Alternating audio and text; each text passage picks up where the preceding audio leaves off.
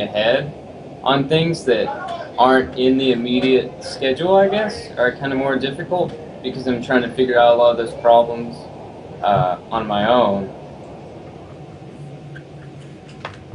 Would you say that the Ven Duel have the most unique style as far as the concept art that you're doing, or is there another one that you would think has just a very different style in comparison to the rest?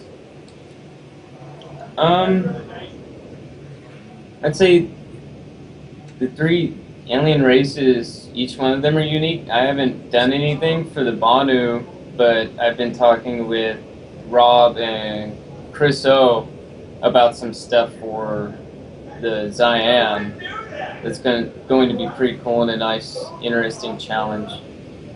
So I can't really say that any one of them is more unique than the other ones.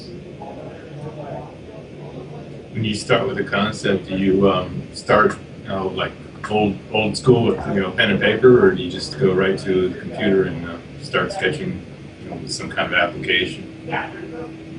It depends kind of on what I think would be the best way to approach it. Usually it always starts with pen or pencil and paper. Okay. Just because it's a nice, familiar, like sort of fluid connection when it's traditional media.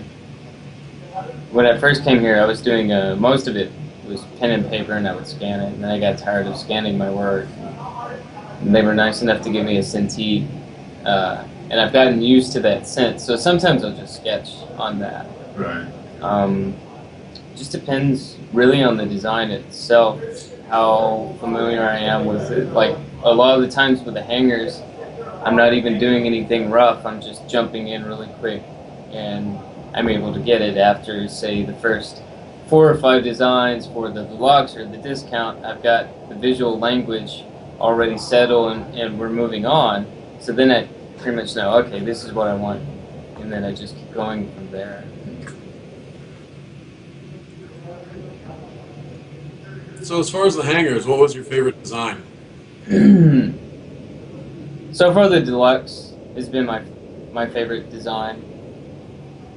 One, because of the size of it, and because... Deluxe is the one that fits the Constellation, right? Yes, sir.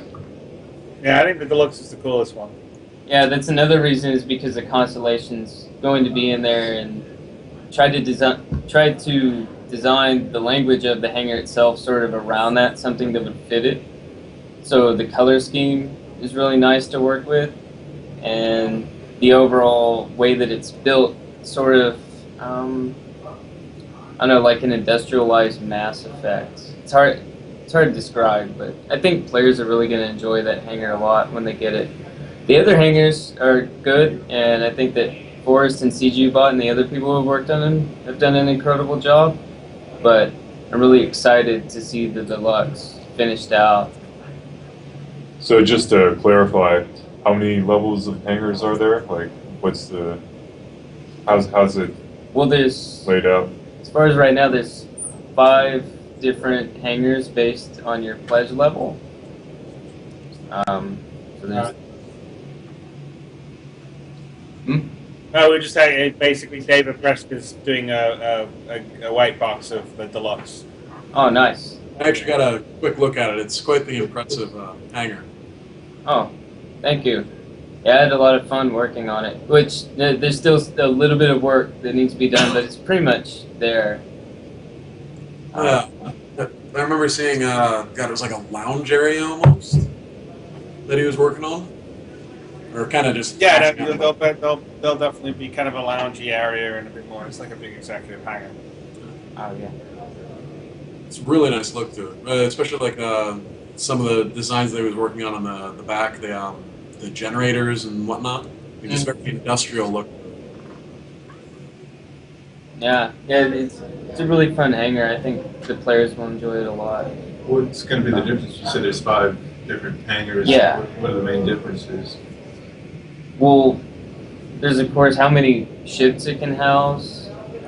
There's storage differences. There are important lighting differences too, texture differences, all these little things that make each hangar unique. So it'd be kind of interesting to see how the players are going to react. The people who have different ones. Some people might like the grungy sort of Blade Runner feel of the discount hangar compared to the deluxe. Right. And I don't know, it's just going to be strange, but also cool to see how people feel about each different one. Right. So yeah, storage, ship storage of upgrade parts, amenities, things like socialization or private security, I think, are also upgrades that you can add to the hangars that are based on your pledge level. And the rest I'm not sure. I know that there are going to be other hangars, not just these, that are inside the Star Citizen universe.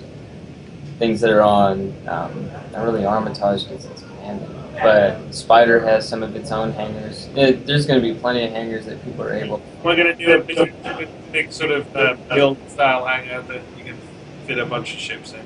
Mm-hmm. Awesome. The aesthetics will change if you visit an alien world and such. Yeah. I mean, I don't know whether you'll be able to like rent a hangar on a genre world, but certainly like when you're on the landing area and stuff, it's going to be. Chris, when you first started talking about Star Citizen, people were asking about, residents. You were saying something about possibly renting like apartment space, and then later they started talking about hangars and stuff. So is the hangar going to be the living quarters that people have been asking for, or is there still apartments? You basically you have your hangar, but you'll be able to sort of get some other real estate. So like exactly a penthouse apartment will cost you a bit more cash, but then you can keep your trinkets in it, and it's basically just like a little bit of space that you'll have on the planet, and you may be able to buy it on multiple locations. Okay, so the hangars never completely took over the idea of possible apartments. No, that's definitely it's in the game. So you can buy something like your apartment, or you can get an additional hangar or something like that.